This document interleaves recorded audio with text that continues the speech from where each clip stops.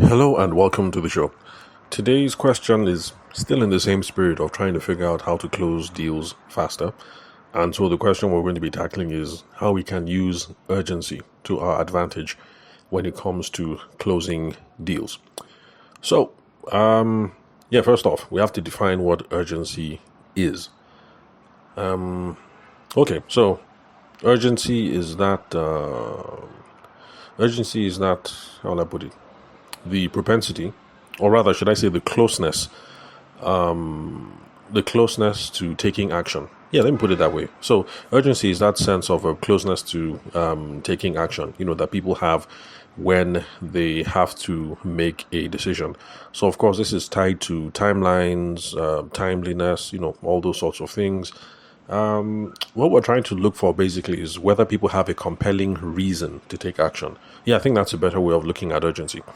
So, regardless of how urgency is going to be defined in, Oxford Dictionary or whatever dictionary it is that you use, for the purposes of sales and business development, when we hear urgency, let's think about compelling reasons or compelling timelines to take action. Yeah, that's a better one.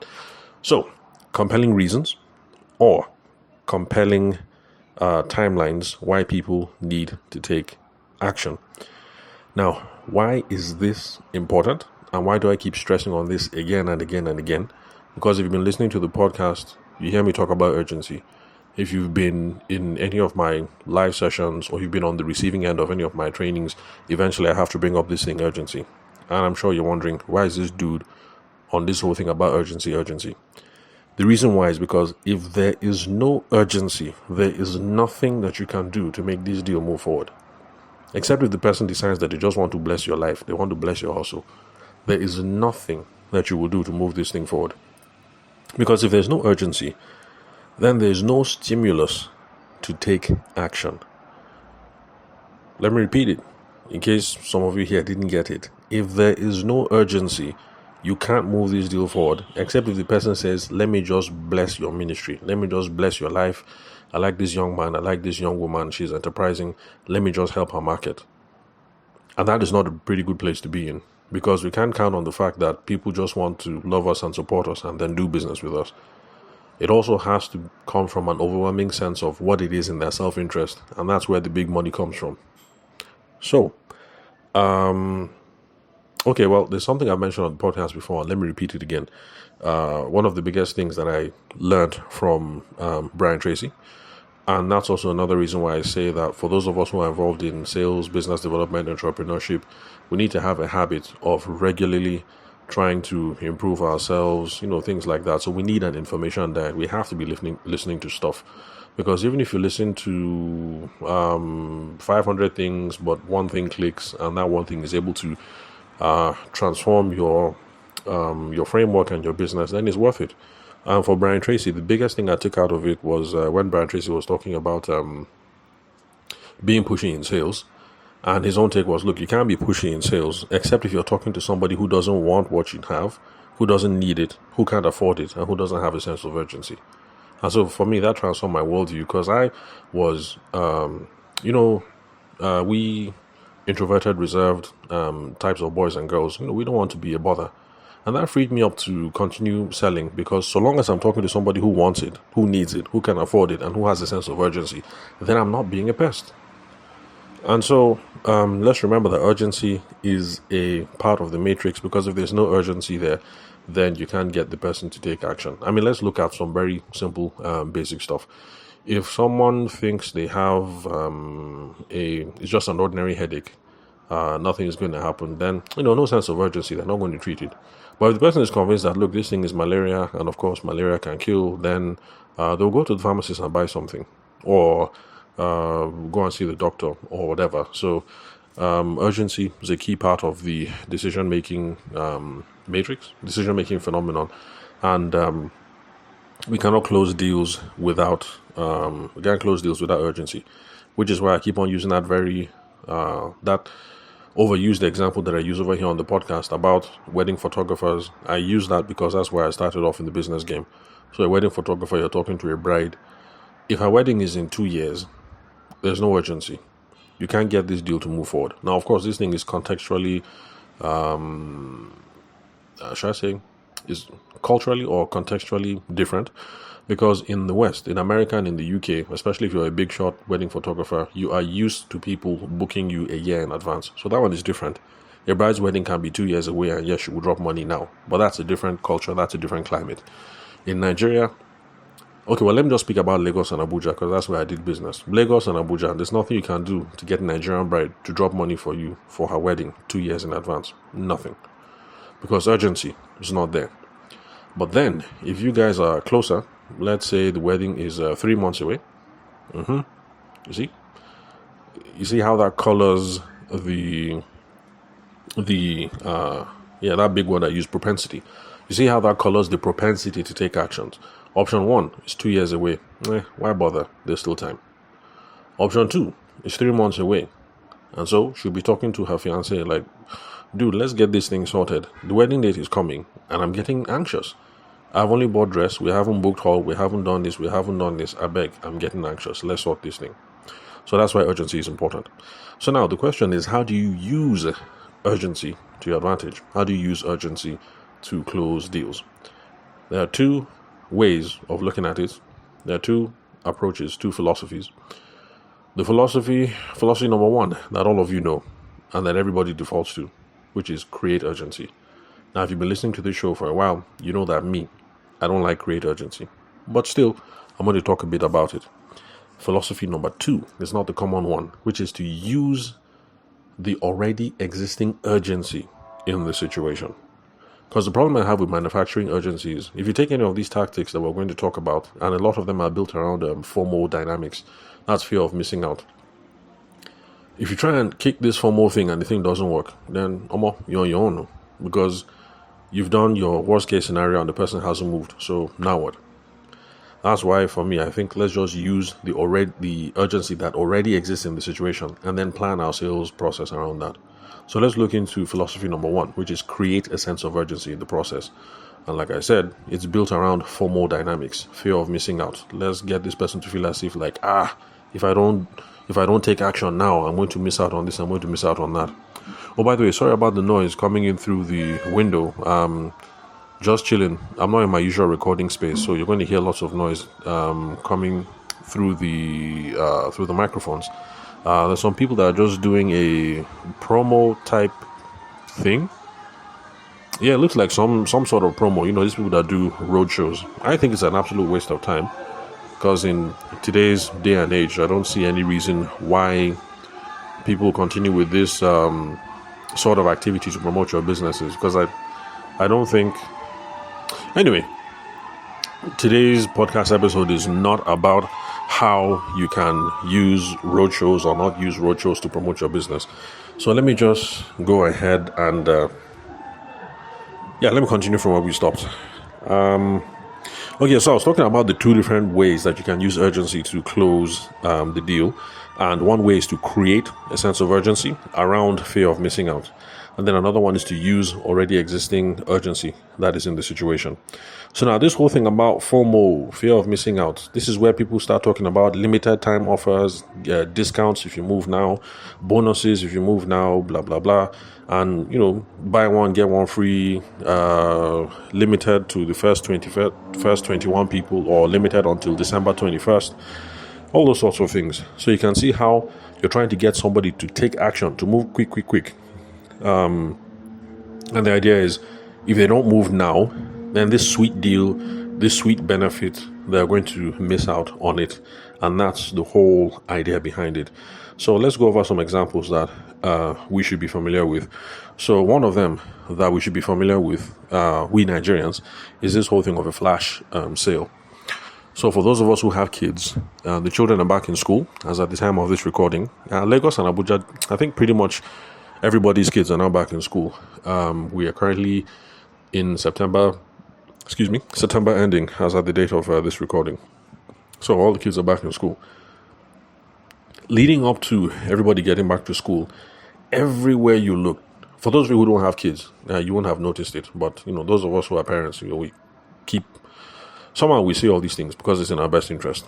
So you would have seen it left, right, and center. Flash sale here, 50%, going back to school this, going back to school that. uniforms on offer, buy two get one free. Textbooks on whatever 15% off. Clearance sale, last season school bag, all those sorts of things. And we even went to one of those things. They were doing a clearance sale on, I think it was school bags from last year. But what my wife had in mind was actually, what she had in mind was shoes for the kids. Because they had to get them new shoes. What else? So anyway, we went there, but we're targeting new shoes actually, and then we bought a bunch of stuff. So that is one way of creating urgency using a FOMO dynamic. Somebody's just minding their business, and then they see a sign that says flash sale, 50% off on all bags from 2023 session. All bags imported from Marks and Spencer's. That sort of thing can get someone to take action. Like, oh, my children need new school bags. I don't like Nigerian school bags. This one is Marks and Spencer. Okay, maybe it's last season, but who cares? Let me just go and have a look. So that kind of thing can get people to take action. Then there's also the early bird discounts, and I'm sure we're very, very familiar with that over here in Nigeria, especially since we're now in this. We now have a conference habit in Nigeria because all professional organizations are doing conferences these days. So MBA, Nigerian Bar Association, that's for lawyers. They have their annual conferences, then the smaller business conference and all the conference.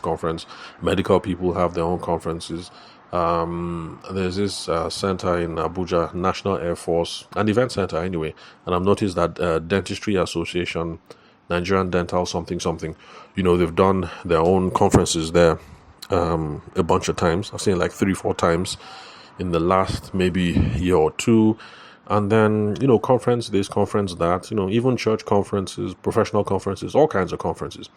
And so one of the things that conference promoters do to try and get people to buy is to do early bird discount. So you have the conference, let's say Nigerian Dental something commission conference on I can't think of anything. Bosha, they advertise the conference and then they say 50% off for the first 200 delegates that register. So that's the whole idea. You want to create FOMO. You want people to think, this thing costs 15K, but if I pay now, I will only pay 7.5, and then people will rush. And even for music conferences, because there was this time that Benson, the Nigerian musician Benson, the guy that did Gwagwalada, and he did Gwagwalada, and there's this song he did with this guy that sang Buga. I can't remember his name. Anyway, so Benson was having this conference. Oh, by the way, if you want to check out his stuff, it's not Benson as in B-E-N. Somehow the idiot decided to spell Benson B-X-N-X-N. I mean, that's ridiculous. Because if you hear Benson, are you going to think B-X-N? Anyway, it's a B and an X. It's not a B and an E. That's not how he spells his own.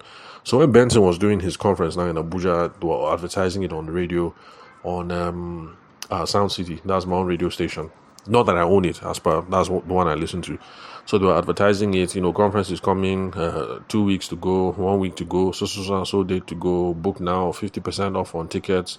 And entitled to something on first class table, and all those things. So that's the whole thing. FOMO, early bird discount. Buy now, get this benefit. Buy now, get 70% off. Buy now, get an extra bottle of Moët and Chandon on your table. That's if people still drink Moët and Chandon. I'm not a clubbing type, so I don't know what drinks are reigning nowadays. So that's the whole idea. Then there even are some product people that do early bird discounts, and I didn't know about that. Because my phone is a Xiaomi phone, a Xiaomi 13C. That's a correct phone. In fact, I don't consider it a phone. I consider it a computer that fits into your pocket. And that's the reason why I do everything from my phone. And, when we were talking to the lady, was one of the things that actually, quite frankly, got me to take action now. Because she was like, the phone costs so. And I was surprised, like, so cheap. And she said, yeah, so that Xiaomi, that's what they do. Now, when they release a new phone, for the first week or two, they crash the price. Then after that, they raise the price. So if you want to buy it, now is the time. I was like, okay, no problem. It looks like a badass one. It was available for, I think I got this one for 90 something K. So if it's available for 90 something K, no problem. Let me buy now. And that's how we're able to afford two of the phones, one for me and one for wifey. And just like the lady said, after I had paid for it, one day I was doing some work, and one of my video guys looked at it and said, "Okay, you have this phone?" I said, "Yes, so this is my brand new phone." He said, "How much did you buy it?" I told the person 90 something K. He said, "It's a lie." I said, "It's true, I bought it 90 something K." He said, "It's a lie, it's a lie." He went to go and check. Another time it was already close to like 200 grand or something. And I explained to him the scope that the girl told me. She said that Xiaomi, that's what they do. That if the phone is being released now, they're going to crash the price. After 2 or 3 weeks, they're going to raise the price. So just chill. The next time they're releasing another model, that's the time to move. So yeah, so there's some product people that do it, just like Xiaomi phones. So reduce the price now, jack the price up later. Then another way of creating urgency, doing this whole FOMO thing, fear of missing out, is when people use a limited inventory. Now, this is something that people in the luxury market, they do this thing a lot. Like Nike now. Let's say, let's pretend that I was a basketballer, and I'm not, by the way. My basketball career stopped when I was in secondary school. Yeah, I was in St. Greg's. I tried playing basketball a few times, but somebody dunked on my head, and I was like, I'm not ready for this kind of disgrace. So that's how my basketball career ended. Apart from that, I was pretty good at dribbling. And for some reason, I couldn't dunk. I just couldn't make it on the standard rim. If you reduce the rim, yeah, I can dunk. But on the standard, is it 9 foot? I'll be 11 foot. I can't remember. I couldn't dunk. So, so let's pretend that in some alternate dimension, I was a badass superstar. Like I'm Nigeria's first Michael Jordan. Like I'm a correct basketballer, that kind of thing. Then me and Nike we enter into an arrangement where we're going to release some shoes, and then maybe the shoes will be called the Tavishima Air Wakanda Nike something. All these fancy names that they give all these shoes. Back when I was a kid, Michael Jordan, the one that reigned during my time was the Air Force Ones. So the Jordan's Air Force Ones. So my own would be the Tavishima Wakanda. Yeah, Tavishima Wakanda Air Force. So as they're releasing it now, part of the marketing campaign will be that they're bringing out this new shoe based on this Nigerian NBA superstar, Tavishima, son of the soil. But we are only making 150 pairs, full stop. We will never make another 150 pairs again. And then that's how people will just rush the shoe. Because FOMO, because you know that once this Wakanda Air Force disappears, there will never be another Wakanda Air Force again. And it's a good thing because that's what keeps the secondary market of shoes going. And they're even Nigerian people. Surprisingly, the people that I know who do it are babes. I thought it would be guys who be in this business, but it's babes that are running this game. So that's what gives it a secondary market. So if somebody has an Air Force One, and the Air Force One is authentic, I mean, it's limited edition. It's not as if they made it and every Tom, Dick, and Harry has it. In fact, some people will buy the Air Force Ones and maybe only wear it once. You wear it, you enter club, you come back, you now just keep it in the box. Bragging rights as per, I have Air Force Ones, I have this, I have that. So limited inventory, that kind of FOMO. It works in a luxury environment. So Nike, they do that kind of thing. This is limited edition. We're only making 200.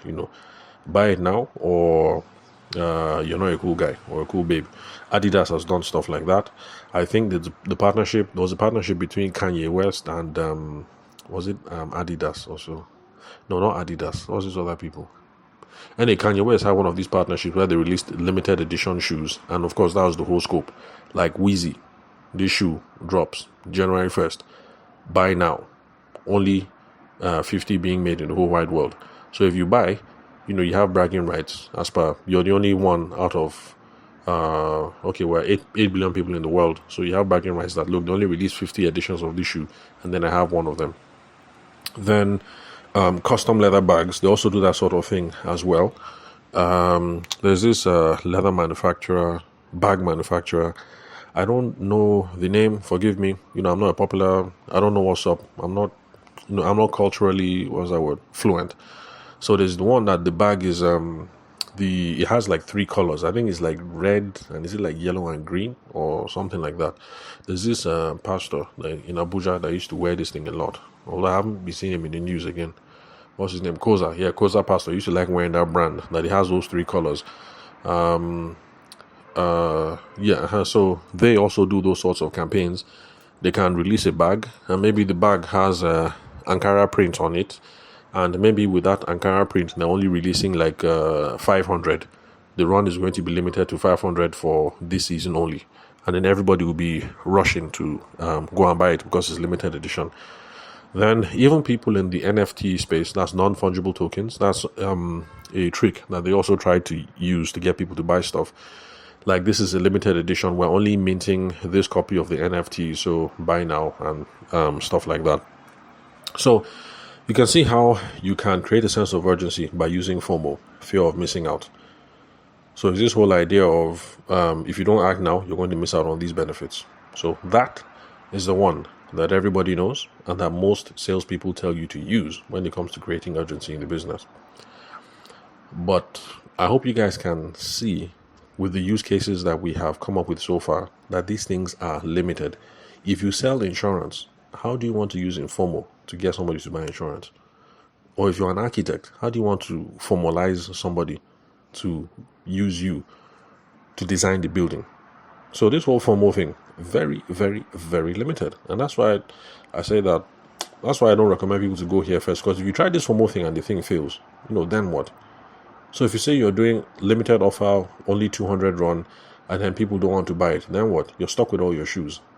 So it doesn't apply to everything. For those of us in the service businesses, trying to do this whole FOMO thing, I don't know how you would make it work. But if you're a service provider, you sell insurance, you sell consulting services, you're an architect, maybe you're a carpenter, let's see what else, you're a wedding photographer. If you figured out how to use FOMO to promote your business, please hit me up. Let's have a chat so I can share it as a case study over here on the podcast. So what I prefer is that let's use the urgency that already exists in the situation and then try and figure it out. Let's try and work with that sense of urgency. So that is why I tell people to ask questions around response times. So after a while, you get a sense that, okay, in this industry, it takes people 2 weeks to decide on this or on that. So it's something that you can bring up. Now, most of our happiest clients usually take blah, blah, blah, blah, blah, X period of time to decide on this and that. Would that be okay by you? Do you think that's reasonable? Something like that. And you're trying to move this deal along, trying to get timelines that matter to the other person or that are typical to the other person. So ask questions around response times, or you can also try and figure out, you can also try and build urgency around purchase frequency, maintenance frequency. So for those of you who sell things that need to be maintained and things like that, and that's why I say mechanics in Nigeria are doing a very, very terrible job. Because if somebody buys this car brand new, okay, well, second hand or whatever, reasonably speaking, you can expect that this person has bought this car brand new, so second hand, so you can expect that if it was in top shape, maybe the first 3 months he won't need to call you.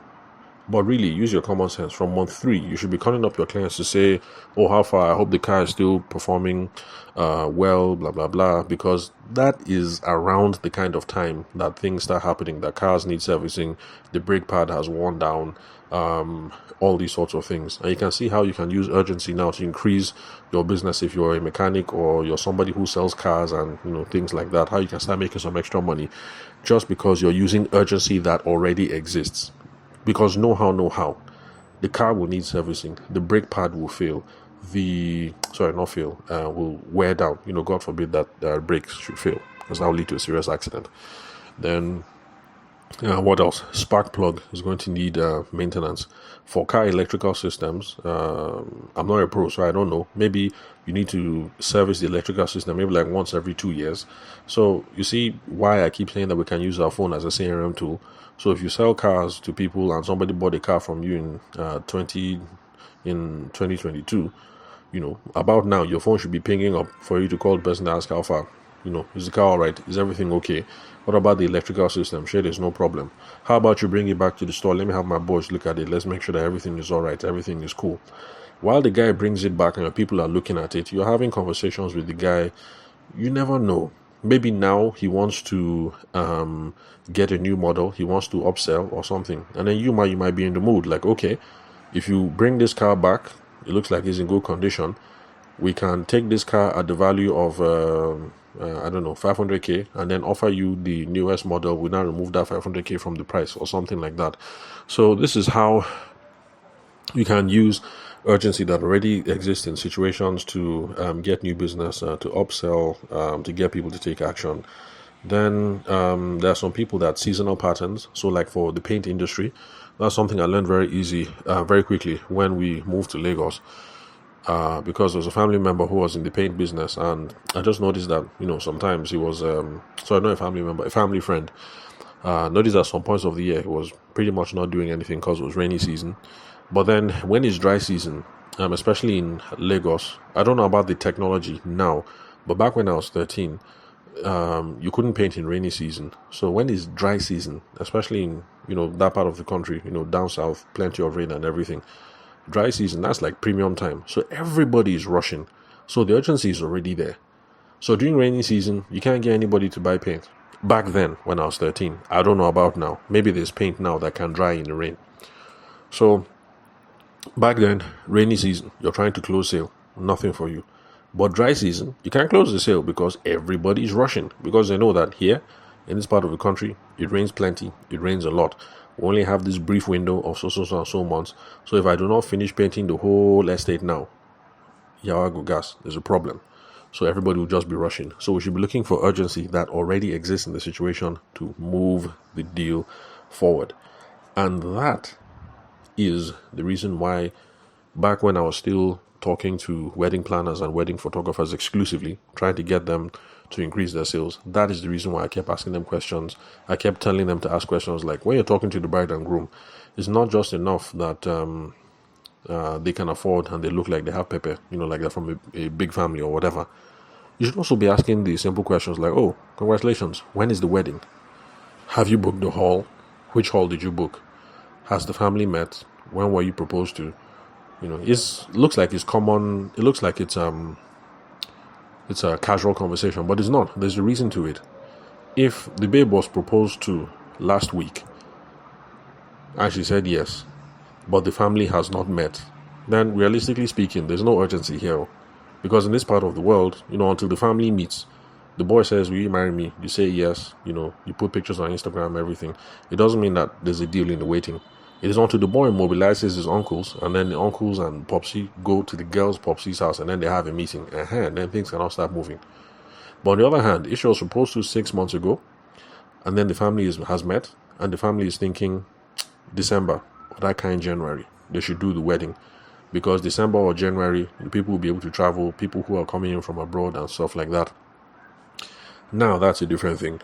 You can be here in September and you can now be thinking like, okay, this is a deal that could close reasonably soon. Because you can see the urgency that is there. You can see the timelines that is there. Proposal, check. Family meeting, check. Wedding date, check. Now it's even going to be stronger if you ask, have you guys booked the wedding hall? Which wedding hall is it? If they have already paid for the wedding hall, best believe that there is even stronger urgency because they've booked the hall. Now you know for sure that they have already started talking to vendors. If they have booked the hall, definitely they are talking to caterer. If they are talking to caterer, definitely they are talking to planner.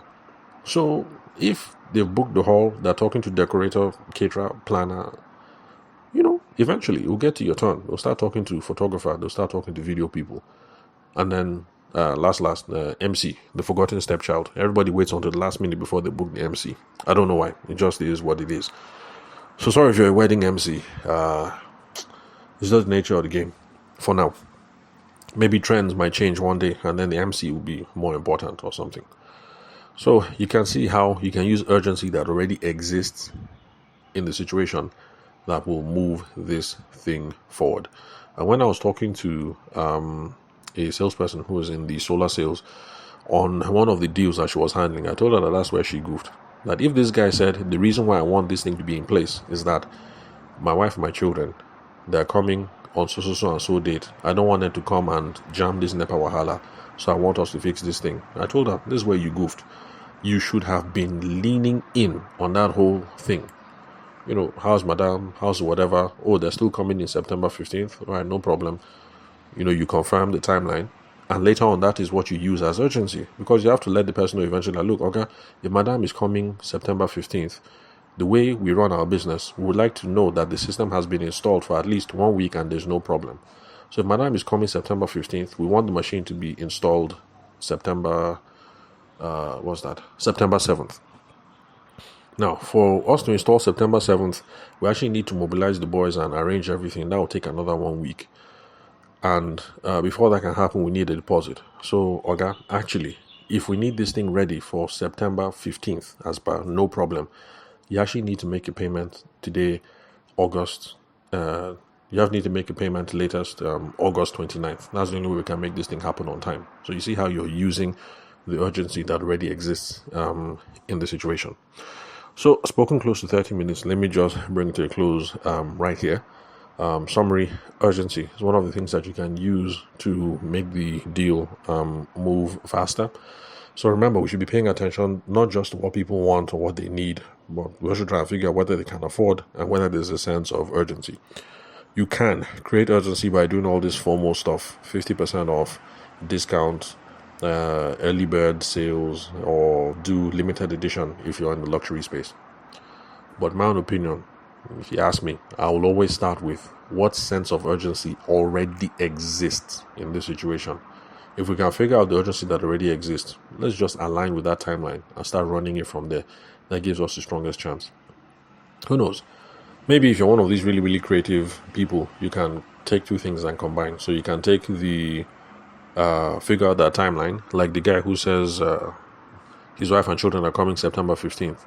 You can be working with that timeline, and then maybe you can now throw in some formal thing that, Oga, by the way, we have a discount from a manufacturer that is last from so and so. So if you take advantage of that now and you pay today, instead of paying 5.5 M for this system, you will actually be paying 5.250 or something like that. So you can create two tactics in this case to even increase the urgency, using the person's timeline and then using some FOMO. So yeah, that's it. Oh, and by the way, that's the role of creativity when it comes to sales. That's the reason why I also say we should try and learn as many things as possible, as many principles, as many tips, as many tactics, because sometimes we know one or two things that work very well on their own, but then we combine them together and they might work even super. So that's all for today. Thanks for your time and attention. I'll catch you guys in the next episode. Contact details, the same. Phone number is 080-6466-2140. The country code is +234 for those of you who are not Nigerian. So you can hook up with me directly for tips, tricks, questions, queries, insights. So we can have a chat. Then also connect with me on LinkedIn. The name is Tabishima Ayede. I'm the host of the show. To get the right name, so you know who it is you're looking for, just check the link where you're listening to this episode. You will get the correct spelling of my name. If you're listening on the podcast, you'll find my email address as well, in case you're one of those email people. So I'll catch you guys tomorrow, and everyone have a good one.